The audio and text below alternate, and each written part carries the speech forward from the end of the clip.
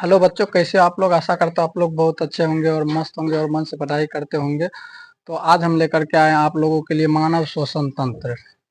देखिए, मानव शोषण तंत्र दूसरा चैप्टर का 5 नंबर है क्वेश्चन आंसर। एक तरह से आप समझिए तो 5 नंबर में पूछा जाता है और उसी को पढ़ने वाले हैं इस वीडियो में। तो देखिए, मानव शोषण तंत्र का चित्र बना हुआ है जिसको फेफड़ा कहते हैं अपना लोग। तो ये है फेफड़ा। और देखिए, मानव श्वसन तंत्र की शुरुआत जो होती है नासिका वैष्म से। मुख भी आता है, गला, लेरिंक्स, ट्रेकिया, फेफड़ा, ब्रोंकस है, ब्रोंकस हृदय का स्थान यहाँ पे है। और इसको बोला जाता है शाखा के तरह जो है, पैर के टहनी के तरह, इसको ब्रोंकियोल्स बोला जाता है। और इस पैर के तरह जो दिख रहा है और इसको बोला जाता है वायु कोष्ठिका, वायु कोष्ठिका। और ये फेफड़ा के नीचे में जो दिख रहा है इसको बाउंड्री एक तरह से कह सकते हैं, तो इसको डायफ्राम बोला जाता है, डायफ्राम। तो देखिए, शुरुआत होता है, पहला नंबर है नासिका गुहा। नासिका गुहा शुरुआत होता है। नासिका गुहा नाक श्वसन तंत्र का प्रारंभिक अंग है। नाक श्वसन तंत्र का प्रारंभिक अंग होता है जिसमें 2 छिद्र पाए जाते हैं। देखिए, नाक जो है श्वसन तंत्र का प्रारंभिक अंग होता है और इसमें 2 छिद्र पाए जाते हैं। और देख लीजिए, हमको भी नाक है, आपको भी नाक है, आपके नाक में भी 2 छेद होता है और मेरे नाक में भी 2 छेद है, देख लीजिए। और जिसमें 2 छिद्र पाए जाते हैं और छिद्र के माध्यम से हवा को अंदर किया जाता है और इसी छिद्र के माध्यम से हवा अंदर जाता है इसके दीवार, यानी कि नाक के दीवार। नाक के दीवार पर बाल पाए जाते हैं।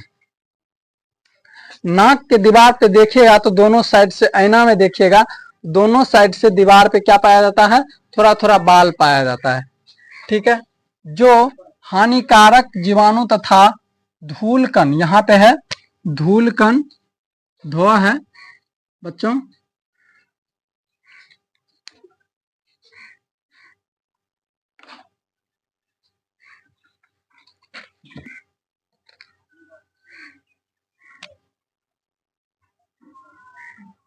धूलकण, धूलकण को शरीर के अंदर जाने से रोकता है। देखिए, भगवान सोच समझ के बनाया है।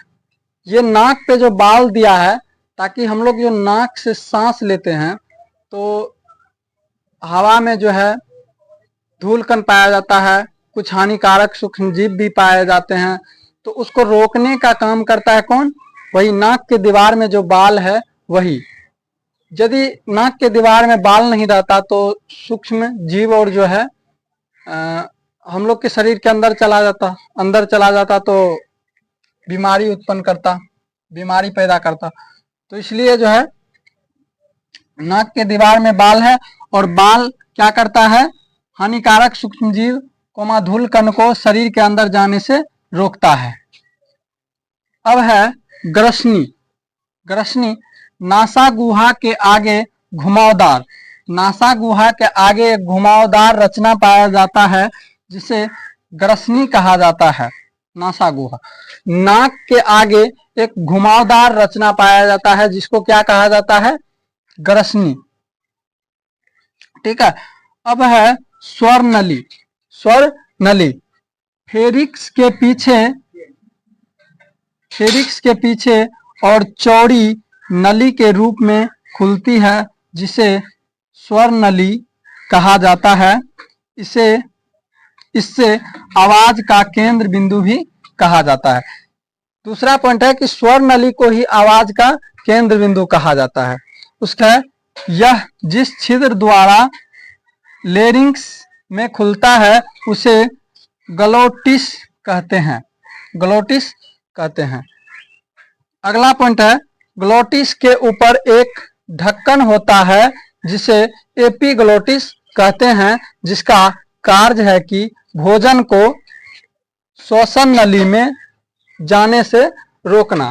देखिए, ग्लोटिस के ऊपर एक एपिग्लोटिस होता है जो क्या करता है, जिस समय हम भोजन करते हैं उस समय जो है स्वर नली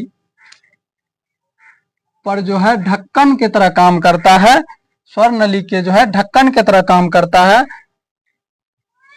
और हम लोग जो भोजन करते हैं तो भोजन को स्वर नली में जाने से रोकता है, स्वर नली में जाने से रोकने का काम करता है एपिग्लोटिस।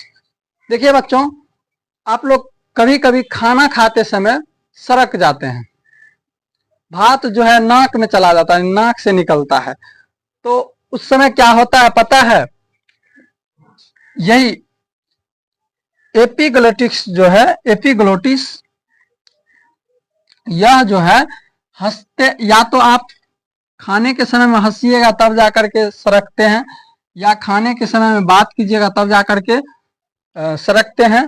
तो क्या होता है, एपिग्लोटिस जो है स्वर नली पर से उठ जाता है थोड़ा सा हंसने के टाइम में। तो क्या होता है, इसलिए भोजन जो है स्वर नली पर से एपिग्लोटिस जो उठ जाता है तो थोड़ा बहुत भोजन जो है एकाध गो दूगो भात और इसमें चल जाता है, तो चल जाता है, तो उसी कारण से हम लोग सरक जाते हैं। तो सरक जाते हैं तो कहता है कि कोई चर्चा करे है, तो ये सब बात बोलता है गाँव देहात में, तो वो सब बात नहीं है, कोई चर्चा उर्चा नहीं करता है, यही एपिग्लोटिस के कारण ऐसा होता है। तो हम आशा करते हैं कि आप लोग बहुत अच्छे से श्वसन तंत्र को समझ गए होंगे। यदि वीडियो अच्छा लगा हो तो लाइक कीजिएगा और चैनल को सब्सक्राइब कीजिएगा, दोस्तों में अधिक से अधिक शेयर कीजिएगा। स्क्रीनशॉट लेना चाहते हैं तो स्क्रीनशॉट ले लीजिए। मिलते हैं अगले वीडियो में। जय हिंद, बाय।